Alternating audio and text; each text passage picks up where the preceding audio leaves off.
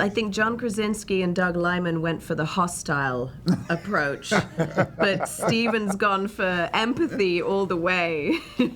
Peace.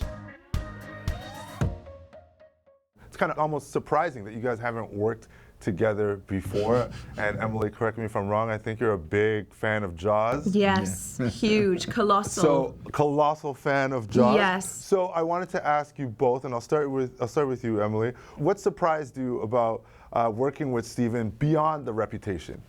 I think for such a high concept, thematically profound movie, it was just the playfulness and the joy at spontaneity on set that I think is so why Stephen's movies resonate with you on such a human level. All of them, no matter what the genre that he dives into, there's something so natural, and you really relate to the people within it, no matter what they're going through or how extraordinary or fantastical.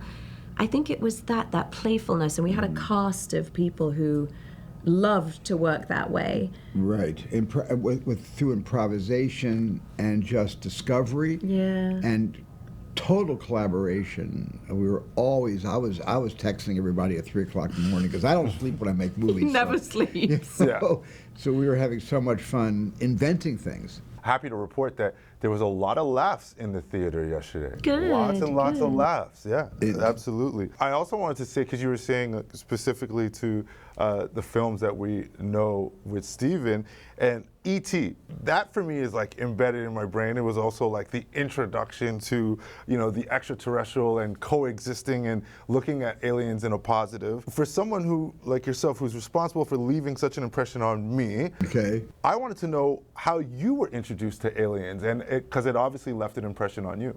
Well, I was introduced to the whole concept of life in the universe by my father when I was like 5 years old, when he took me out to see a meteor shower in the middle of the night.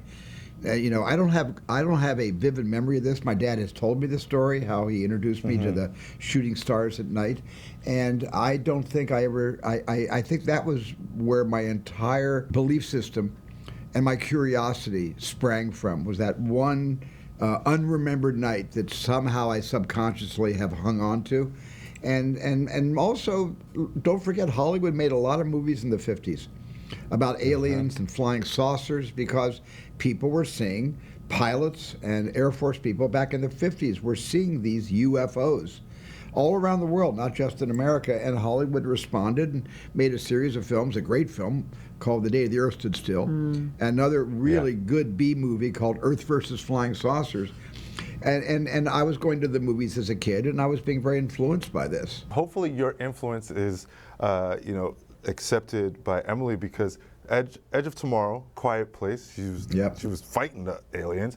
So Emily, I wanted to ask, has Stephen brought you over to the other side of coexisting versus destroying the aliens? Yes, I think John Krasinski and Doug Liman went for the hostile approach, but Stephen's gone for empathy all the way. Peace. Peace. Yes, exactly. I'm very happy not to be wielding around a massive helicopter blade on this one. Exactly. I completely believe that if you're going to schlep all the way across eons, light years to arrive on this planet, it's not going to be to devour. It's not going to be about a mission of conquest. It's going to be about exploration and anthropology, not war. And so E.T., Close Encounters, Disclosure Day is all reflecting that truth that I feel in my heart. That's my time. But Emily, you are so good with all the languages. Thank you. So good. Thank you so much. Thank you. Thank you.